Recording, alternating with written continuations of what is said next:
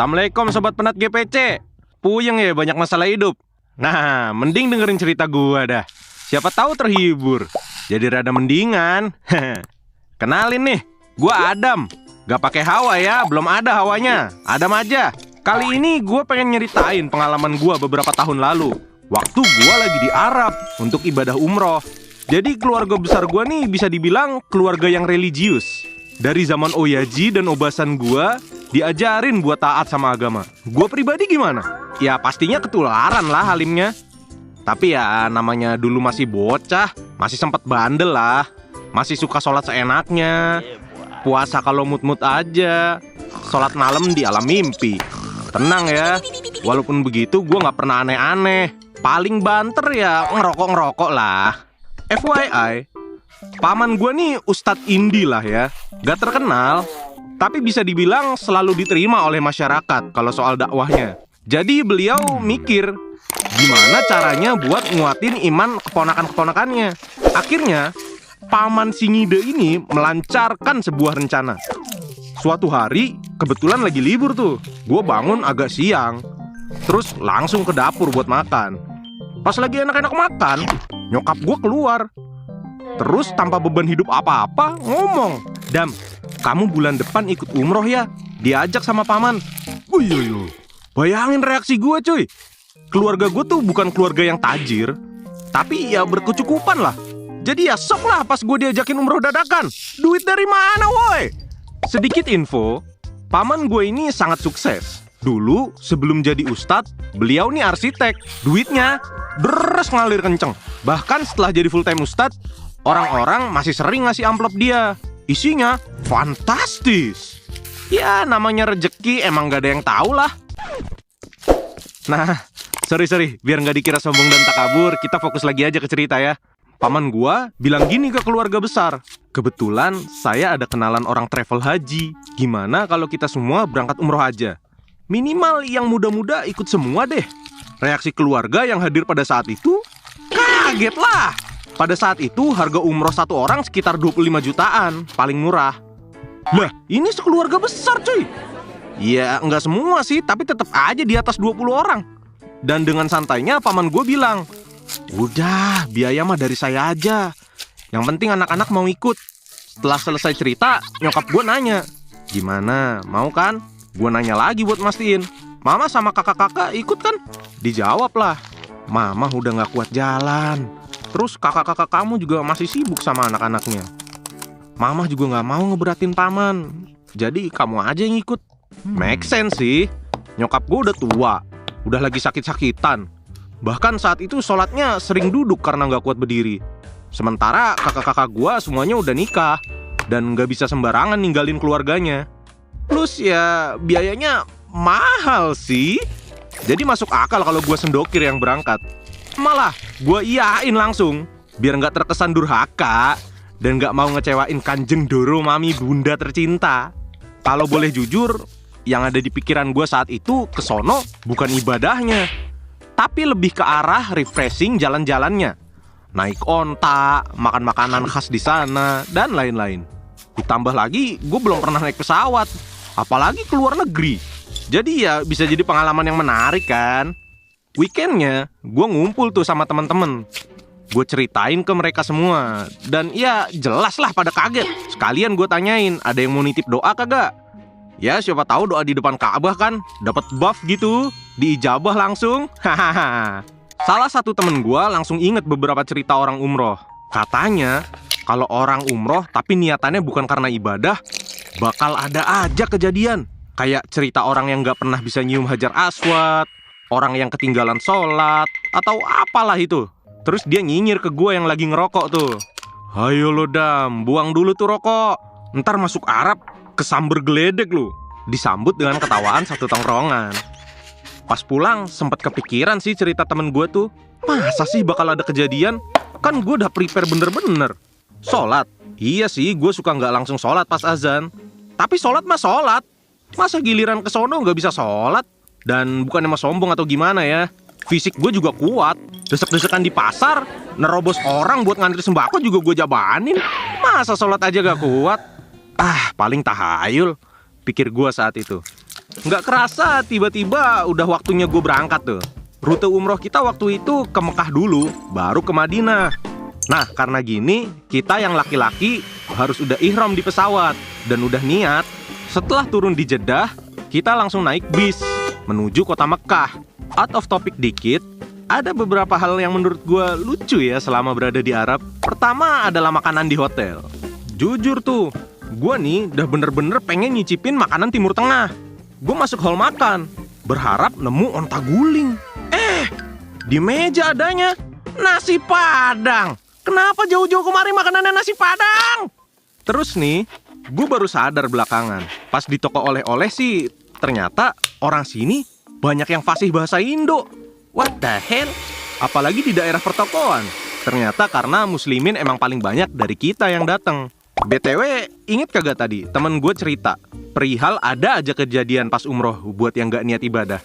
Nah, di sini nih, gue mulai ngalamin sendiri. Saat ngiterin Ka'bah, paman gue bilang, nggak wajib buat nyium Hajar Aswad. Cukup arahin tangan aja ke arah situ, terus doa. Tapi kalau pengen, silakan aja. Oke, gue sebagai pria muda, bertenaga Super Saiyan 3, pengen coba dong. Yaudin, pas kerumunan menipis, gue mendekat ke Ka'bah. Tapi begitu gue deket, keadaan selalu rame lagi. Dan jujur, kalau disuruh adu sikut sama orang Arab yang gedenya kayak Big Show, lah kagak bakal menang gue.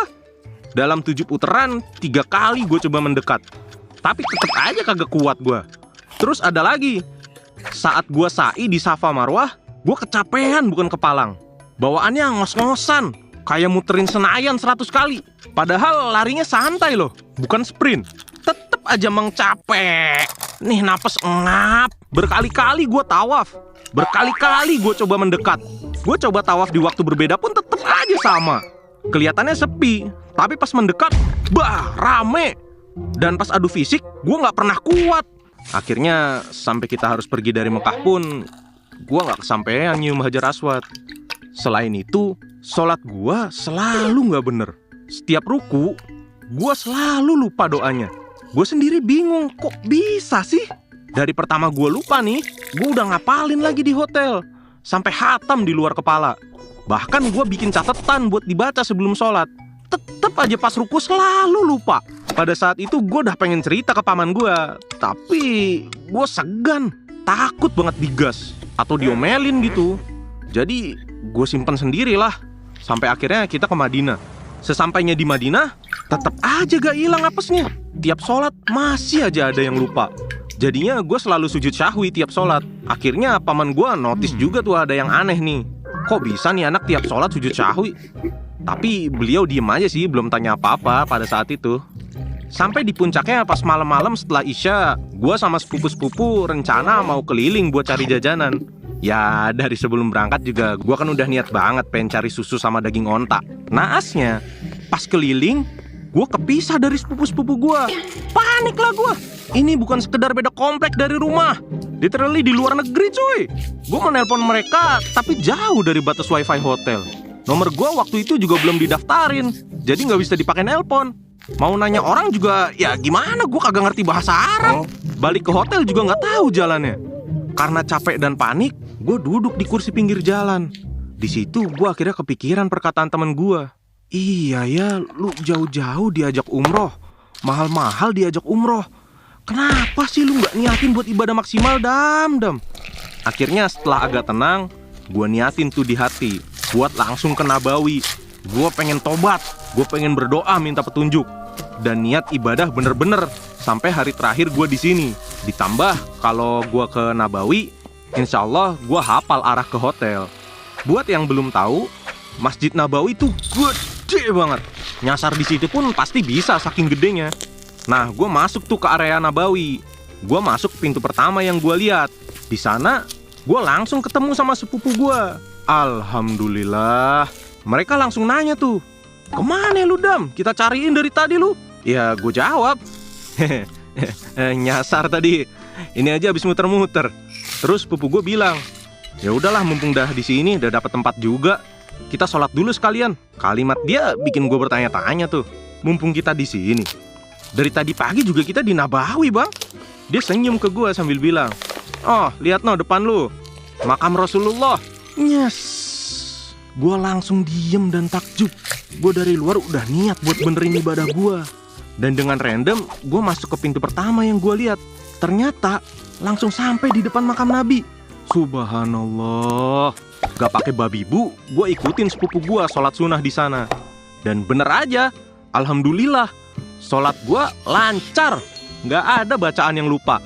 Pulang ke hotel, gue langsung ceritain semuanya ke paman gue. Beliau langsung nyinyirin gue sambil nangis terharu ngedengerin pengalaman gue. Setelah kejadian itu, sholat gue udah bener tuh, gak ada yang lupa lagi. Gue juga jadi gak banyak keliling random lagi. Sampai hari terakhir gue di Madinah, gue sering-seringin ke Nabawi. Sekedar sholat sunnah atau baca Quran aja. Atau ya ngedekem aja gitu, merenungi hidup. Ternyata bener gengs, semua apa yang lu lakukan itu bergantung sama niat lu. Kalau emang niat lu bukan ibadah, walaupun lu datang ke tempat yang suci kayak Mekah sama Madinah, ibadah lu gak akan sempurna. Gua ngerasain ini sendiri, dan kejadian ini selalu jadi pengingat gua. Terutama kalau iman gua lagi menurun. Ingat ya, Allah dan Rasulnya tuh sayang sama kita. Buktinya, begitu gua niat, gua langsung diarahin ke jalan yang lebih baik.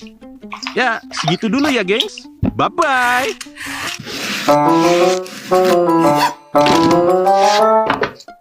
Astagfirullah Rudi. Udah gede, badan sehat juga. Kok gak mau bangun sih? Kerja kek, nyari kegiatan kek. Apaan sih bawel? Nyari-nyari mulu. Dikira nyari Pokemon apa gimana? Nih makan Pokemon air. Woi santai dong. Iya nih bangun kok. Dasar perawan tua. Apa lu bilang? Gini-gini boyband Korea kalau lihat gue juga kepincut. Kalian berdua bisa diem gak? Ibu malu didengar tetangga. Alah gue cabut dah. Bawel lu pada. Kayak sales remote keliling. Kenapa sih ibu selalu belain Rudi? Rudi kan udah gede, masa masih dibelain terus sih? Rudi itu adekmu nak. Biar gimana pun dia itu kasihan, gak pernah punya waktu dan kasih sayang sama bapak. Bapakmu kan meninggal pas Rudi masih kecil. Kasihan dia. Kasih dia waktu buat berubah nak. Waktu mulu deh alasannya. Capek Ratna bu ngingetinnya. Aku udah bela-belain gak lanjut kuliah bu, biar bisa kerja terus nyekolahin Rudi. Dia malah gak mau sekolah. Disuruh kerja juga gak mau. Terus maunya apaan bu? Pelan-pelan suaranya nak. Iya ibu paham. Udahlah, percuma curhat gini sama ibu. Ibu gak tahu rasanya ngorbanin impian demi orang gak jelas kayak Rudi.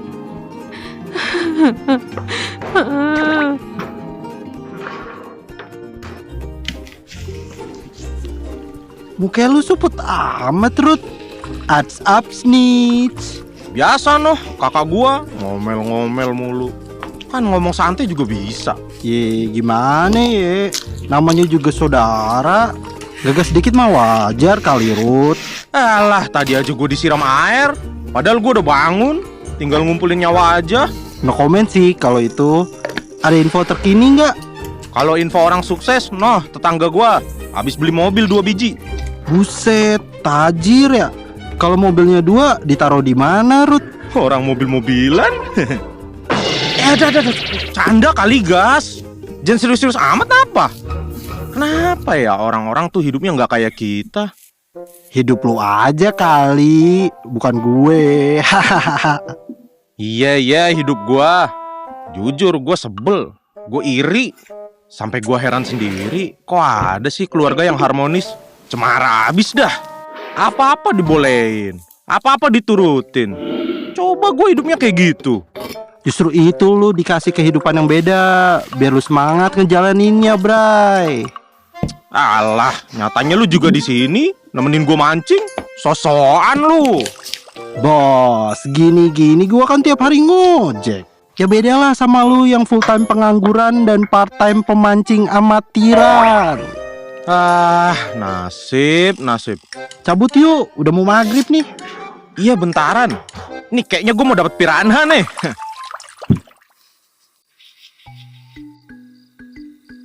Dari mana aja lu? Jam segini baru balik. Kepo amat lu. Detektif lu. Udah nganggur, disuruh sekolah nggak mau. Kegiatannya yang positif, kek. Lah, lu sendiri diem doang di rumah. Sama aja kan kita. Lo kalau ngomong yang bener ya. Gue berhenti kuliah juga demi nyekolahin lu. Gue di rumah juga dagang all shop. Ruth, jangan ngomong kasar gitu ke kakakmu. Ya, tapi Bu, Dia tuh sayang loh sama kamu. Ibu juga capek kalau kalian berdua berantem. Bisa-bisa ibu sakit. Tolong dengerin ibu. Kamu tuh masih muda, kesempatan masih banyak. Mau jadi apa kamu kalau kayak gini terus? Sekolah nggak mau, kerja juga nggak mau. Apa kamu nggak takut kalau ibu sama kakak kamu udah nggak ada? Kamu bisa apa? Coba dari hal-hal kecil dulu. Coba sana narik ojek kayak Bagas. Syukur-syukur kebutuhanmu sendiri tercukupi. ngojek dari Hong Kong. Motor aja kita kagak punya, Bu. Mending Rudi mancing dah. Dapat ikan bisa buat makan lele tiap hari. Ibu tadi udah ngomong sama kakakmu.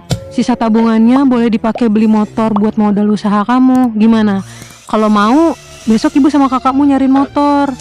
Ah, terserah deh, Bu. Rudi capek. Rudi mau tidur.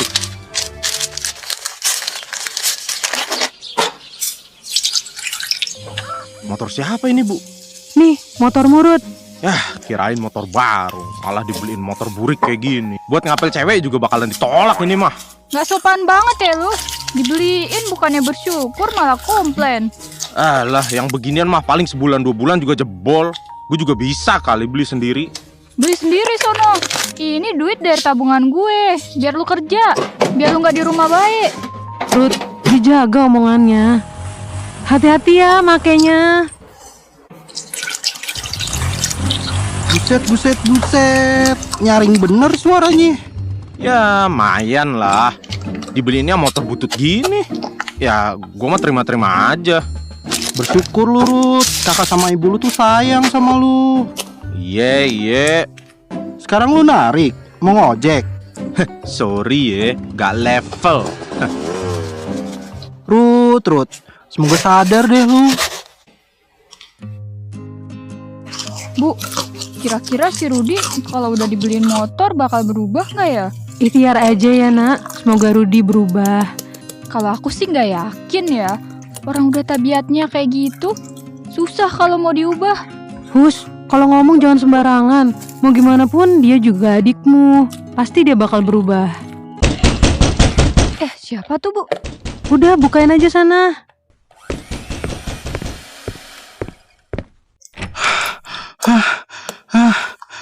Pelan-pelan nak Bagas. Ada apa? Rudi, Bu. Rudi. Iya, Rudi kenapa? Ngomong yang jelas dong, Gas. Rudi kecelakaan, Bu. Astagfirullah. Rudi kecelakaan di mana, Gas? Rudi kecelakaan di perempatan dekat komplek, Mbak. Robos lampu merah terus nabrak trotoar. Ya ampun, Rudi. Nggak ada kapok-kapoknya tuh anak. Terus keadaannya gimana dia sekarang? Tadi udah dilarin ke rumah sakit. Cuman gak tahu sekarang keadaannya. Ya udah. Nanti kalau ibu udah bangun, antar gue sama ibu ke rumah sakit ya, Gas. Siap, Mbak. Tapi Bu, uang dari mana ini? Tabunganku kan udah dipakai buat beli motor. Malah sial begini ujungnya. Pelanin suaramu nak. Ini rumah sakit. Ibu juga usahain kok. Ibu cuma buru cuci baju. Nanti kalau emas dari almarhum bapakmu digadai aja ya, buat nambah-tambahan biaya rumah sakit. Jangan, Bu. Kakak, Ibu. Alhamdulillah anak ibu sudah bangun. Jangan lama-lama lo di kasur. Ini rumah sakit, bukan kontrakan. Duitnya beda nih di sini. Maafin Rudi ya, Bu. Rudi nyesel. Rudi kapok. Aku tahu aku salah. Udah gak apa-apa. Kamu sehat lagi, ibu seneng kok Ruth. Nah, lo kapok kan lo? Buruan deh sehat, buruan kerja kek, apa kek. Jangan jadi beban lagi lah. Rudi janji bakal berubah. Rudi janji bakal ganti semua yang Rudi sia-siain. Termasuk kasih sayang ibu sama kakak. Maafin aku ya. Pada akhirnya hanya perlu sentilan kecil dari Tuhan untuk menjadi titik balik seseorang. Jangan sia-siakan kebaikan dan kesabaran orang yang menyayangi kalian. Karena belum tentu kesempatan kedua itu akan menemuimu.